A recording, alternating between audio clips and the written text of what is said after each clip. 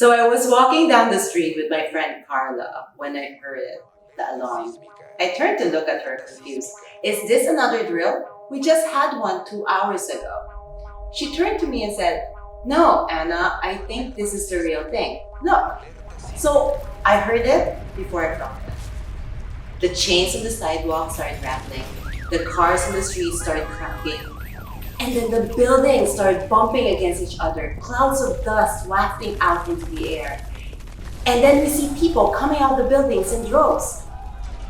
Now, while the earth was shaking underneath my feet, all I could think of was, this is how I'm going to die, unloved and unremembered in Mexico City.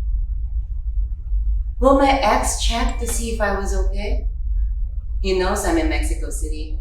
I made sure to keep him on the email chain. And that is how you start a story. My name is Anna Ong, and I am the host and producer of What's Your Story Slam. I'm also the instructor of the art and craft of live storytelling. Sign up for my course and I will help you turn your personal experiences into a performance-worthy story.